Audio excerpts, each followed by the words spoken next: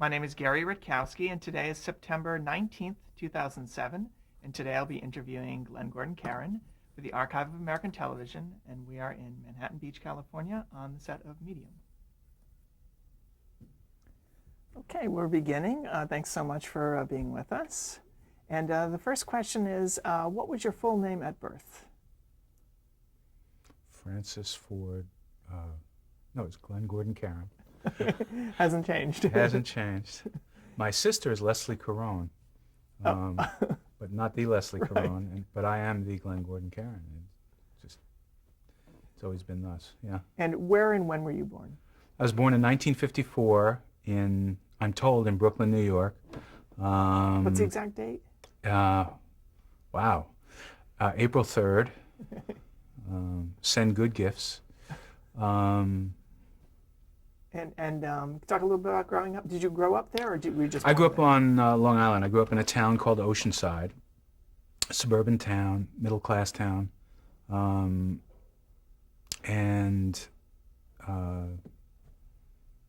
in a tract home. You know, there were like lots of houses that looked exactly like my house, and when I went into my house and stood in, I had a really tiny room with a tiny window, and I'd look through that window and it would face a window exactly like my window and look into a room exactly like my room, in which a girl exactly my age, born literally, I think 1 month to the day after me, May 3rd. I mean, it was just, that was the kind of upbringing it was. You know, it was a bunch of people who bought homes, I guess, shortly after World War II. And at the time, it seemed like a nice place to grow up. And what was your father's name? What he My did father's name was, I always knew his name to be Biff, and I'd never in my life met anyone else named Biff, and never heard the name Biff until, of course, I got to junior high school and read Death of a Salesman. There's a character in there named Biff, but his given name, his real name was Bernard Caron. And he was in the knitted good business. He represented factories and then he would sell their sweaters. It was really sweaters to stores, I guess, like, you know, Macy's and, you know, places like that. And what is your mother's name? My mother's name was Helen Caron. Helen Gordon Caron, actually. Did she work? Yes, she did. She made window shades. She worked for a little shop in a town next to ours called Rockville Center. And you would come in and order shades, and she'd be the one to help actually make them. I remember one of the highlights of her life was she told us with great excitement that Barbara Walters had ordered a bunch of shades from them, and that they actually got to go to her apartment in New York and install these shades, and that was, yeah, she dined on that for a couple of years. She was just thrilled. And what traits do you think you inherited from your parents? Well, that's a good question. I don't know. I was crazy about my mom. She had, I don't know, I'm sort of a cockeyed optimist, and I think I got that from her.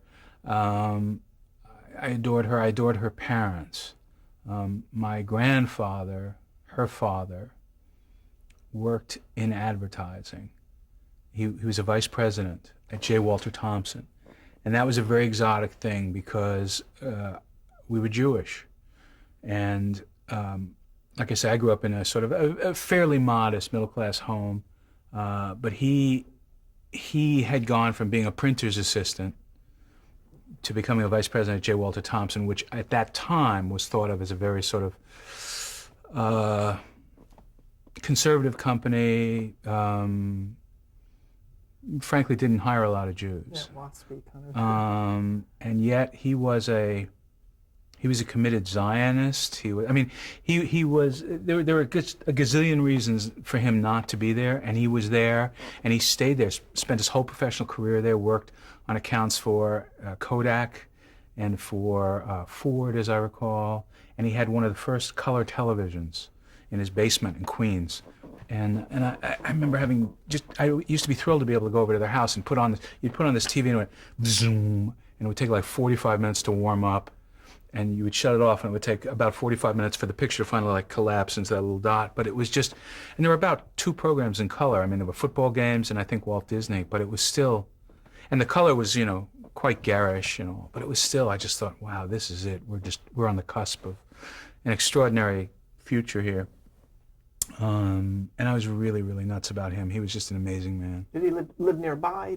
Well, it was about a 45-minute trip, but we would see them twice a month, maybe, when I was growing up.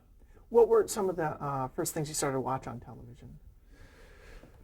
I don't remember much. I don't remember much. The first sort of vivid memories of television, I remember being like 11 or 12 and watching the Wild Wild West and just being sort of fascinated by it and amazed by it, not quite knowing what to make of it. And then, and I think this may have been in reruns actually when I caught it,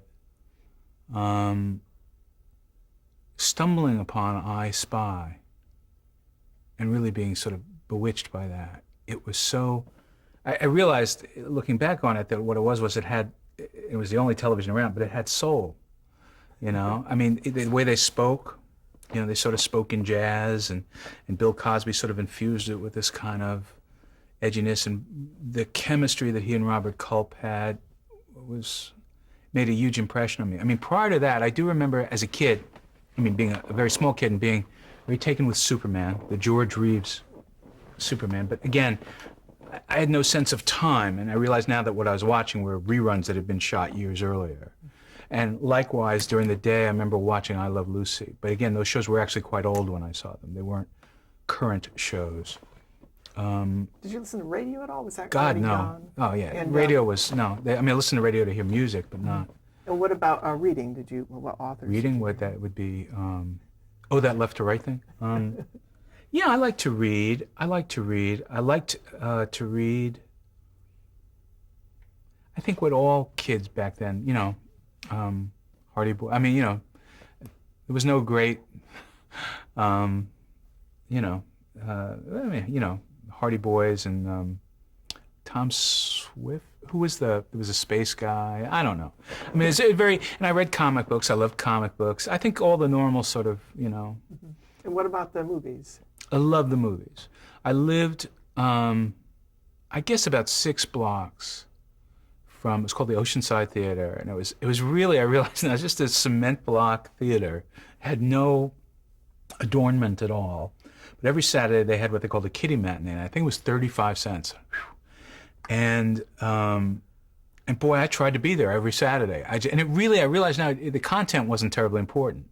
There was something just about, you sit there and the lights go down and you see this thing and it's really big. And I was quite taken with that. Did you have favorites, actors or? Dumb stuff. I loved, and again, it was old stuff and I didn't know it was old when I was seeing. I guess I sort of knew, but I remember I adored Abbott and Costello. And I'd see their stuff on television, the $1 Million Movie, and there was a thing in New York called the $1 Million Movie where they would run the same movie for 5 nights. So you could, and it's funny because you watch children now with DVDs and videos, and they get a video and they watch it over and over and over again, and we think, wow, what an interesting, unique phenomenon. And I'm here to tell you, when I was a kid, I did the exact same thing, except with the $1 Million Movie, I'd watch an Abbott and Costello movie 4 or 5 times, Martin and Lewis or Jerry Lewis. I loved Jerry Lewis when I was a kid. Again, on television, they would run these old movies of the Bowery Boys, Huntz Hall and Leo Gorcey. And it was curious because, years later when I hooked up with Bruce Willis, we were doing Moonlighting. Those were our touchstones. Those are the things we would talk about. Three Stooges, the Bowery Boys, Hope and Crosby movies, the road movies. And our experience with them was completely through television, watching them cut up on television. So, but I did love the movies, and I thought, man, I'd like to do something with the movies. And when I got old enough to work, to get working papers and work, initially I worked in a lot of food service jobs, but it was always like, boy, I wonder if I could get a job ushering. I wonder if I could get a job where you would be paid for standing in a movie theater and watching the movies and seeing them over and over again and trying to analyze them. One of the amazing things about the culture we live in now, where virtually everything is available at any given moment, is you lose. There was this thing that happened when I was a kid and a teenager and even in college, which was you would be fascinated by a film or a television show or performance, but it was completely ephemeral because once it was over, it was over. You couldn't seize it in any way. You couldn't study it. You couldn't call it back. So you would sit and sort of wait to hear, oh, they're showing that film again over here, and you would go to that place. You would have to make this very deliberate effort. I remember when Terry Malick's film Badlands came out, I saw it and I was quite struck by it, and then it was gone. And a couple of years later, I heard they were showing it in Chicago. I happened to be in Chicago, and they were showing it at a school and blah, blah, blah, presumably a 16 millimeter print, and you would go. You would, all right, I will get on a train and go 40 minutes here and seek this movie out to see it again, to see if it holds up to that experience that I had 2 years ago when I first saw it in New York on a pristine screen with a beautiful print. That's gone. And maybe that's a great thing. I mean, there is something wonderful about having an inclination to see something and either being able to get it on your computer instantly or at the very least order it from Amazon and have it on your doorstep 2 days later. But as a kid, that was a big part of the, I remember I actually got slightly inebriated at a New Year's Eve party. It must have been in the early 80s. And Michael Eisner had just come to Disney and had announced that he was going to release some of the classic Disney animated films on video. And I got into an argument with this guy at a party because I just thought that was blasphemy. I thought that somehow you would irreparably change the experience if you didn't have to wait 7 years to see Pinocchio. That was just wrong, That was a big announcement, yeah. Obviously, I was wrong. The world's gone on. A lot of people have had a wonderful time seeing these movies. But that was the world I grew up in, was one where seeing a movie, seeing a television show was a rarefied experience. And you sort of had to put yourself in a place to have that experience. I was talking to somebody the other day. When we were kids, the fall preview issue of TV Guide would come in the mail, and that was just like a highlight of the year. That was like, it was an ineffable part of going back to school, fall preview issue, and you would there were 3 networks, and you would absorb what was on every night, 7:30, 8 o'clock, 8:30, Now there's 300 channels, shows are premiering all the time. It's a much different thing. Now, what about academics or athletics? Were you interested in either of those areas? Yeah, I was. I mean, I was always told that I was very bright. Having said that, I don't think I was I know I wasn't a great student. In high school, I went out with the valedictorian and graduated like 430th in my class. But then I had these amazing SATs. So, I mean, there was clearly some kind of disconnect, In athletics, I would try out for a sport. I tried out for football and got into what they call triple sessions, and it just wasn't for me. It was hard. I wrestled, I want to say, for a year. I never really found my niche, but then I started to surf when I was, I want to say, a junior in high school. And I was never great at it, but I responded to, I loved the serenity of it. I loved the idea of paddling out and sitting, waiting for the wave, riding it in. And we tended to do it, in the East Coast, we tended to do it early in the morning before school. And I loved the serenity of it. And that's probably, in terms of sports, that's really about it. And where did you go to high school? I went to Oceanside High School. I know you've mentioned in interviews that Elise Beasley went to your Yes, she did. She was, I think, a year or two ahead of me. And I was only vaguely aware of her. But when she came in and auditioned for the show, maybe she mentioned it. And it made instant sense when she said it. And it's funny, isn't it? I'll tell you who else was a couple of years ahead of me was Bob Iger. Oh, really? Who now runs Disney, yeah. And where did you go to college? I went to the State University of New York College of Arts and Sciences at Geneseo. Try and get that on a bumper sticker. It's part of the SUNY system. It's a wonderful school now. When I went, it was not quite as heralded. It was, I truly wanted to go somewhere else, and for financial reasons wasn't able to swing it. At the last minute, had to find a college. Literally called them on the phone. And the college was 70% female and 30% male. And so basically the screening process was something like, are you a boy? And I said, yeah. And they said, you're in. And I went for about a year and a half. I really desperately wanted to study film. But back then, the only places that offered film were NYU, USC, and UCLA, and they were all completely out of my reach, academically and financially. They're just, not on the. But Geneseo had a speech communication department, and within that speech communication department was a concentration, I think, in broadcasting. So I thought, well, this is where I'll go. And I was there for about a year and a half, and I got very, very frustrated with the quality of the education, and there was some pressing things going on at home. So I transferred out, went to Hofstra for one semester, which is a school on Long Island, and then went back and finished my education at Geneseo. And actually finished my education in the theater department, not in the speech communication department. And you graduated with a bachelor's degree? I graduated with an incredibly valuable bachelor's degree in drama, which, if you flip through the New York Times want ads, you'll see there's like a lot of ads for that. So when you graduated, what were your plans? I was one of the first educated one of the first people in my family to actually get a college education. And I remember my mother was absolutely convinced that in the envelope with the diploma would be a slip that would have your job on it. There was sort of that, back then people really believed that stuff. And there was no slip. And so I immediately went to work in the fast-paced, fascinating business of gasoline dispensing. I did that for a while. Those sorts of jobs. My first wife used to joke, because I wrote her a letter, that I finally got a job in show business, and I was an assistant manager at it was called the Green Acres Theater, which was in Valley Stream. And actually, I was tickled to get the job. I had a bunch of really menial jobs for quite a while, and finally got a job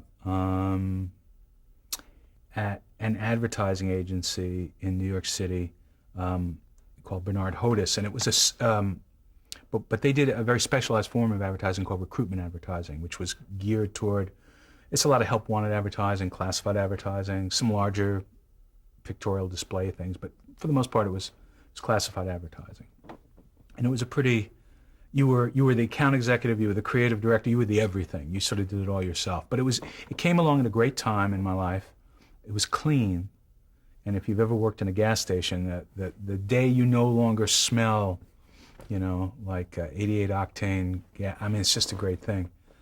But also what was amazing about it was, because they were help wanted ads, employers would call literally at the last minute, 3:30 in the afternoon, and say, I need to get an ad in the New York Times, the LA Times, the this, that. And you would write the ad, and you'd write it with a gun to your head, because you had to make these deadlines.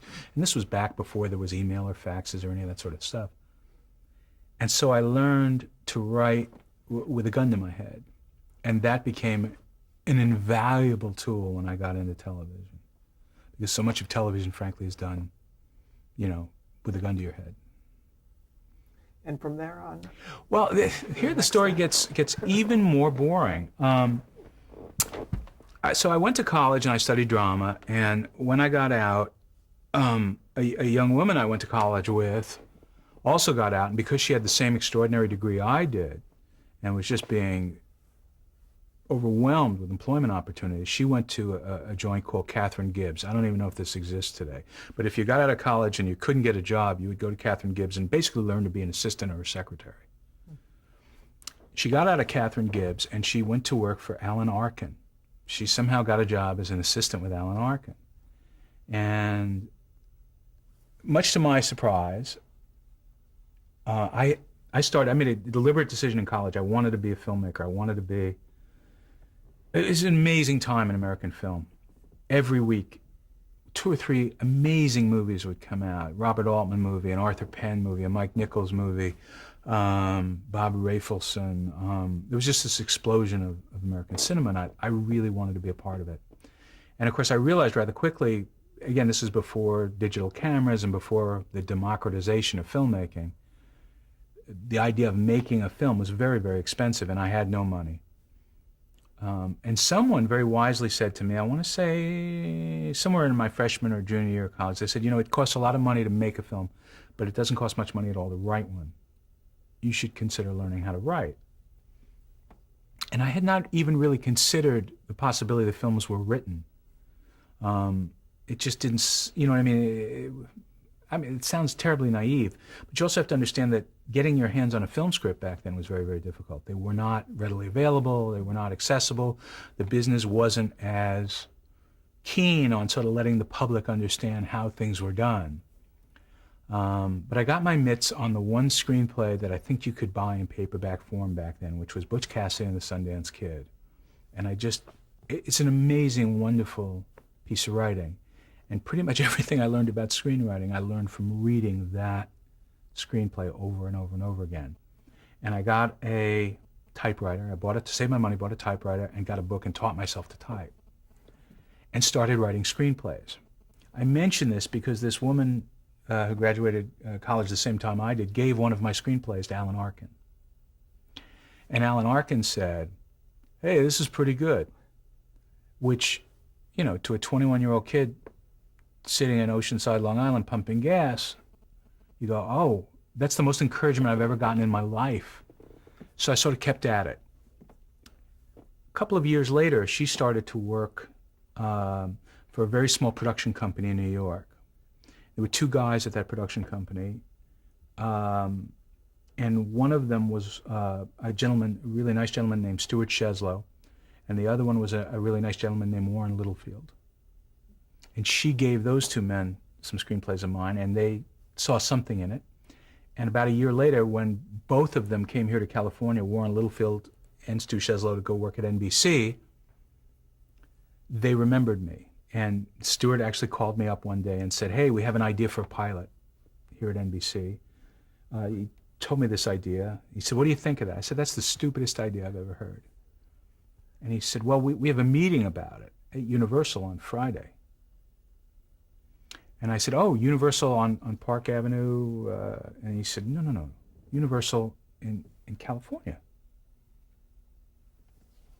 And I was working at this advertising agency, and I was making $140 a week and thrilled to have it. And I said, "Wow, Universal in California, how do you get there?" And he said, "You get on an airplane and you fly."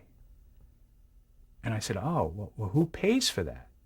And he said, "You do. No one knows who you are. You've never done anything."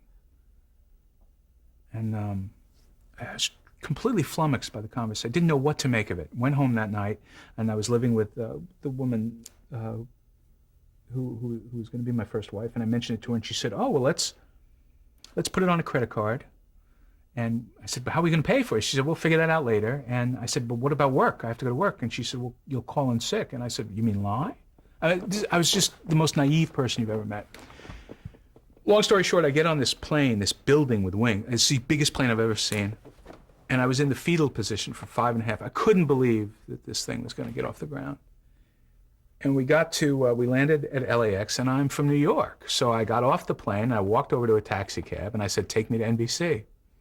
And $56 later, and this is in 1978, I get to NBC. And I know what's going to happen. I know I'm going to walk up to the door and say, "Hi, I have a meeting," and they're going to go away.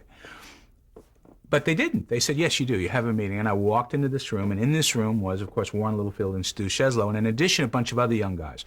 Brandon Tartikoff, who wasn't Brandon Tartikoff yet, and Dick Ebersol, who wasn't Dick Ebersol yet, and a bunch of other people. And they started to tell me how first they said to me, they said, "Where are you from?"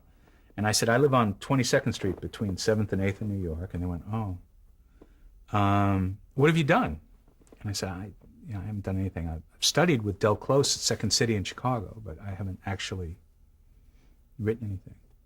And they said, "Oh, that's a shame, because if you lived here, we might let you go write a little story about this thing. And if we liked the story, we'd let you write a script, but you don't, and it doesn't make much sense." And the meeting was over. It took about a minute and a half. Everybody started to get up. And I went, "If you let me write this thing, here's what I do." And I started talking. And I apparently didn't stop for an hour and a half. And when I was done, they said, "Okay, you have a deal." And I was just, my head was spinning. So the very first thing I ever wrote that I was ever paid for professionally was a pilot.